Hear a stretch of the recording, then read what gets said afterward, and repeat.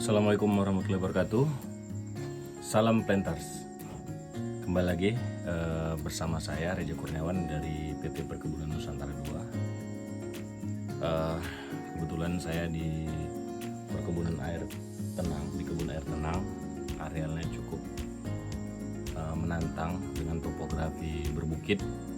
Saya sedang ada di salah satu puncaknya, yaitu Bukit Datar. Manajemen bisnis perkebunan di Indonesia saat ini adalah bisnis yang sangat menjanjikan. Dari berbagai macam komoditi, terutama kelapa sawit yang cukup sangat-sangat berpeluang baik di masa depan. Manajemen bisnis di suatu perusahaan dapat kita maknakan menjadi manajemen dan bisnis. Apa itu manajemen? Manajemen itu ialah proses perencanaan, pengorganisasian, menggerakkan, mengarahkan, serta mengontrol organisasi agar tujuan dapat tercapai. Sementara bisnis ialah usaha berkelanjutan dalam memberikan layanan kepada customer dengan tujuan memperoleh benefit untuk keperluan bersama. Bisnis perkebunan di Indonesia, khususnya perkebunan negara, memiliki masa depan yang cukup cerah dari tahun ke tahun dengan peningkatan kinerja. Dalam bisnis perkebunan ada pekerjaan di kebun sampai akhirnya pengolahan di pabrik.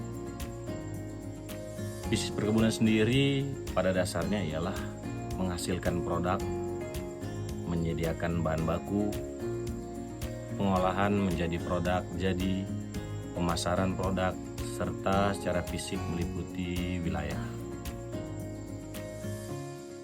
Pelaku usaha perkebunan di Indonesia itu umumnya ada 3. Yang pertama adalah perkebunan rakyat, selanjutnya perkebunan swasta, dan perkebunan besar milik negara.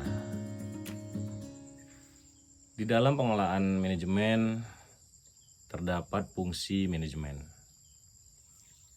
yang dikelompokkan menjadi POAC. P itu adalah plan, di mana suatu manajemen bisnis harus mempunyai target yang di perkebunan kita sendiri kita tahu dituangkan dalam RKV dan target-target lainnya. Kemudian ada O, organizing, yaitu pembagian kerja di masing-masing bagian. Selanjutnya ada A, actuating, atau menggerakkan orang melaksanakan pekerjaan sesuai tupoksi masing-masing. Dan yang terakhir adalah melakukan controlling, yang dapat kita pantau langsung ke lapangan ataupun melalui data-data admin rutinitas.